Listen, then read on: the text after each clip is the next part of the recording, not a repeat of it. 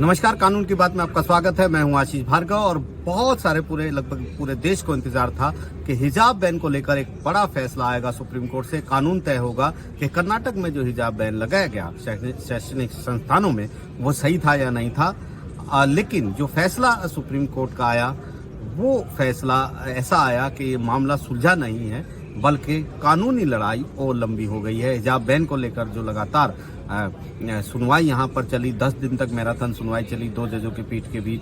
उस सुनवाई के बाद फैसला 22 सितंबर को सुरक्षित रखा गया और अब वो फैसला आया तो दोनों जज यानी जस्टिस हेमंत गुप्ता और जस्टिस सुधांशु धुलिया, दोनों जजों की राय अलग थी। उनके बीच में वैचारिक मतभेद थे और आदेश भी उन्होंने अपने अलग अलग सुनाए। और इसके बाद दोनों के जो आदेश थे, क्योंकि दोनों का स्प्लिट वर्डिक्ट था, दोनों की मतभेद था, विचार अलग थे, इसलिए मामले को चीफ जस्टिस ऑफ इंडिया के पास भेज दिया गया है। लार्जर बेंच यानी 3 जजेस की बेंच अब इस मामले की सुनवाई करेगी। यानी जो इतनी बड़ी कवायद हुई थी वो कवायद एक बार से फिर से शुरू होगी। नए जज अब आएंगे, दलीलें बहस वही सब रहेंगी, सबूत वही रहेंगे, कागजात वही रहेंगे, लेकिन एक बार फिर नए सिरे से पूरी बहस करनी होगी। और तब तक कर्नाटक में हिजाब बैन जो है वो लागू रहेगा, क्योंकि कर्नाटक हाईकोर्ट का जो 15 मार्च का जो फैसला था वो लागू रहेगा, उस पर कोई रोक नहीं है। लिहाजा एक लंबी लड़ाई है, लेकिन काफी अहम इस मोड़ पर यह हुआ है जब जस्टिस हेमंत गुप्ता ने अपने फैसले में कहा कि वो उन्होंने 11 कानून के सवाल तैयार किए हैं इस पूरे मामले में। प्रमुख सवाल भी बताए कि क्या हिजाब पहनना धर्म का अनिवार्य हिस्सा है, अनिवार्य प्रथा है। इसके अलावा क्या छात्राओं पर जो हिजाब बैन लगाया गया वो उनके निजता गरिमा के अधिकार को उल्लंघन करता है, ठेस पहुंचाता है। क्या अभिव्यक्ति का अधिकार और निजता का जो अधिकार है वो इस मामले में लागू होगा। धार्मिक स्वतंत्रता की जो है उसकी सीमा और उसका दायरा कितना होगा ये पूछा है। ये भी सवाल दिया कि क्या इस मामले की सुनवाई सबरीमला जो मामला है उसके साथ संविधान पीठ में हो, क्योंकि वहां पर इसी तरह विचार हो रहा है कि क्या अदालतों को विभिन्न धर्मों के जो प्रथाएं हैं, परंपराएं हैं, उनमें दखल देना चाहिए, उनमें सुनवाई करनी चाहिए, अन्य करनी चाहिए। एक लंबा मामला है, ये भी उन्होंने कहा है। और इसके साथ साथ कर्नाटक के हिजाब बैन को बिल्कुल सही ठहराया है, कर्नाटक हाईकोर्ट के फैसले को सही ठहराया है और कर्नाटक सरकार के फैसले को, आदेश को सही ठहराया है जब हिजाब पर बैन लगाया गया था। उन्होंने सारी अपीलों को, जिसमें छात्राएं भी हैं, कर्नाटक की मुस्लिम छात्राएं जो यहाँ पर पहुंची थी, उनकी जो याचिकाएं हैं पूरे कुल मिलाकर 26 याचिकाएं थी, सभी को खारिज कर दिया है और कहा है कि इस मामले में उनकी राय यही है। लेकिन जस्टिस सुधांशु धुलिया जो जूनियर जज इस पीठ में थे, उनका जो फैसला रहा वो बिल्कुल असहमति वाला फैसला रहा और बिल्कुल उलट उन्होंने फैसला सुनाया। उन्होंने कहा कि उनकी नज़र में हाईकोर्ट का फैसला बिल्कुल गलत था। हाईकोर्ट को इस्लाम के धार्मिक प्रथा पर नहीं जाना चाहिए था। ये सीधे सीधे अभिव्यक्ति की आज़ादी का मामला है, छात्राओं की पसंद का मामला है कि वो हिजाब पहने या ना पहने, इसलिए वो हाईकोर्ट के फैसले से सहमत नहीं है। हाईकोर्ट को उस स्तर तक नहीं जाना चाहिए था और इस मामले को यहीं तक सीमित रखना चाहिए था। उन्होंने सीधे तौर पर कहा कि देश की जो लड़कियों की जो शिक्षा को लेकर उन्होंने काफ़ी यहाँ पर कटाक्ष किए हैं, टिप्पणियां की हैं और कहा है कि पहले ही लड़कियों की हालत इतनी खराब है और शिक्षा से वंचित रह जाती हैं। बड़ी कठिनाइयां उनको होती है, खासतौर पर ग्रामीण क्षेत्रों में और अर्ध शहरी जो क्षेत्र हैं वहाँ पर उनको दिन में दैनिक कार्यों में अपनी माँ का भी हाथ बटाना होता है, फिर शिक्षा भी लेनी होती है। तो ऐसे में बहुत मुश्किल है उनके लिए शिक्षा ग्रहण करना। और ऐसे जब आदेश आ जाते हैं तो उनकी शिक्षा में ये एक रोड़ा है। और उन्होंने ये भी कहा क्या ऐसे आदेश, हिजाब बैन जैसे आदेश जारी करके हम छात्राएं जो हैं, जो बालिकाएं हैं, जो बच्चियां हैं, जो लड़कियां हैं, उनके जीवन को बेहतर बना रहे हैं। ये बड़ा कटाक्ष किया और इसके साथ पर सीधे तौर पर कहा कि हिजाब बैन का जो फैसला है उससे वो सहमत नहीं है, हिजाब बैन नहीं होना चाहिए। हाईकोर्ट के 15 मार्च के फैसले को रद्द कर दिया उन्होंने और इसके साथ साथ सरकारी आदेश को भी रद्द कर दिया जिसमें हिजाब पर बैन लगाया गया था। हालांकि दोनों के फैसले अलग हैं, इसलिए दोनों में से किसी का फैसला लागू नहीं होगा। दोनों ने अपने अपने विचार रखे हैं और चीफ जस्टिस ऑफ इंडिया के पास इस मामले को भेज दिया गया है ताकि एक बड़ी बेंच का गठन हो सके, बड़ी बेंच इस मामले की सुनवाई करे। काफी अहम ये सुनवाई थी जो 4 सितंबर से 22 सितंबर तक के बीच में 10 दिनों तक मैराथन सुनवाई हुई थी। 21 वकीलों ने मुस्लिम पक्ष की तरफ से अपने दलीलें रखी थी, जिनमें कपिल सिब्बल, दुष्यंत दवे, सलमान खुर्शीद, संजय हेगड़े, देवदत्त कामत, राजीव धवन, मीनाक्षी अरोड़ा जैसे वकील थे। वहीं पर दूसरी तरफ सॉलिसिटर जनरल तुषार मेहता, कर्नाटक के एडवोकेट जनरल नवदगी, और इसके अलावा ASG नटराज, वो उन्होंने कर्नाटक सरकार की तरफ से दलीलें रखी थी। बड़े सवाल सुप्रीम कोर्ट ने भी उठाए थे।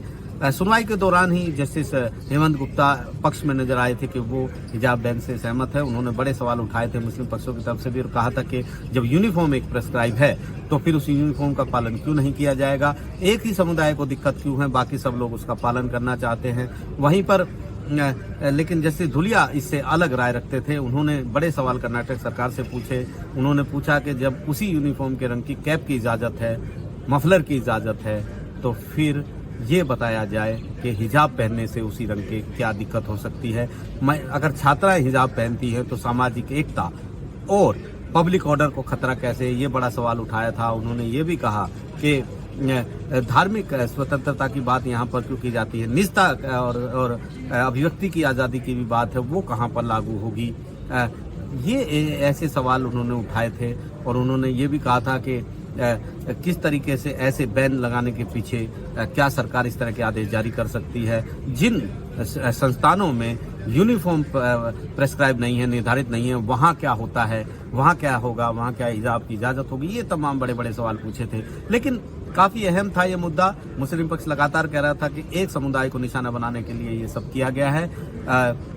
इसके अलावा धार्मिक स्वतंत्रता का ये अधिकार है। जरूरी नहीं है कि वो प्रथा को अनिवार्य प्रथा में शामिल किया जाए। अगर कोई प्रथा है तो वो प्रथा है, वो धार्मिक प्रथा है, वो उस व्यक्ति के अधिकार की बात है। और ऐसा कैसे हो सकता है कि स्कूल के गेट तक आप हिजाब की इजाज़त देते हैं लेकिन कक्षाओं में छात्राएं हिजाब नहीं पहनती। हिजाब पहनने से किसी के मौलिक अधिकारों का क्या उल्लंघन होता है, हिजाब पहनने से कैसे किसी दूसरे धर्म का को उकसावा होता है, ये तमाम बड़े सवाल पूछे गए थे। लेकिन कर्नाटक सरकार की तरफ से कहा गया था कि 2021 से पहले हिजाब नहीं पहना जाता था। ये पॉपुलर फ्रंट ऑफ इंडिया की एक बड़ी साजिश थी, दिसंबर 2021 के बाद शुरू हुई। और उसके बाद हिजाब का एक मुहिम शुरू हुआ, जिसके बदले में भगवा शॉल पहनकर दूसरे छात्र आने लगे और फिर पब्लिक ऑर्डर बिगड़ने की संभावना हो गई। इसके कारण यूनिफॉर्म प्रेस्क्राइब करने के आदेश कोर्ट ने जारी किए। और कोर्ट ये भी सरकार ने कहा कि वाजिब प्रतिबंध मौलिक अधिकारों पर भी लगाए जा सकते हैं और ये एक वाजिब प्रतिबंध है। तो बड़ी सुनवाई थी। ईरान का भी जिक्र किया कि ईरान में किस तरह से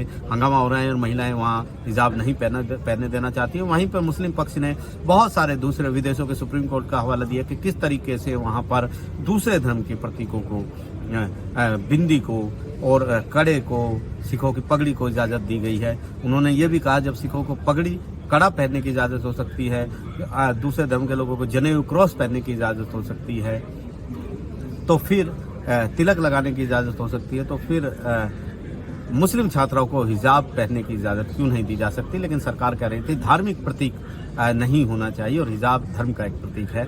ऐसे में काफ़ी बड़ी बहस हुई, काफ़ी लंबी चौड़ी सुनवाई हुई, लेकिन नतीजा कोई निकला नहीं है। लंबी चौड़ी एक बार सुनवाई का फिर इंतजार करना होगा, लंबी चौड़ी कवायद एक बार फिर होगी और तब तक एक बार फिर हिजाब की नए सिरे से के फैसले का इंतजार एक बार फिर करना होगा।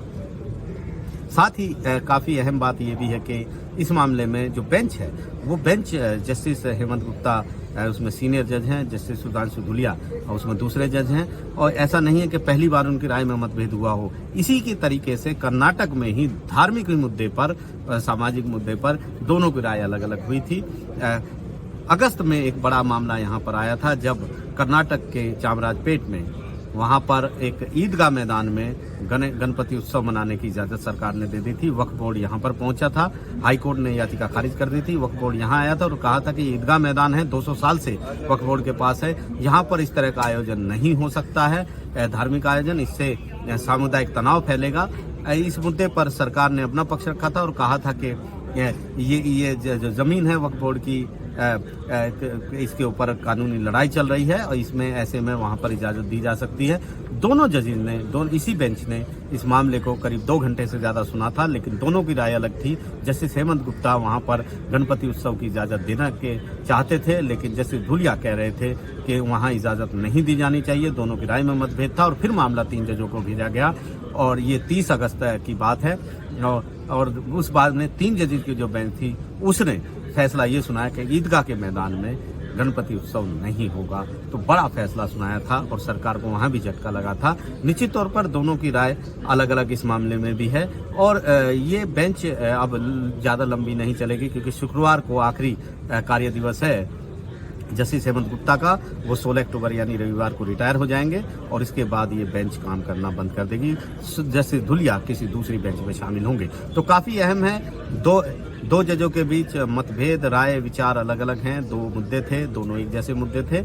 निश्चित तौर पर अब जनता को तय करना है कि वो किस राय के साथ है, लेकिन कानूनी तौर पर तो अब 3 जजों की बेंच ही तय करेगी कि इस मुद्दे में किसकी राय ठीक थी, किसके विचार ठीक थे। नई दिल्ली से आशीष भार्गव, NDTV इंडिया।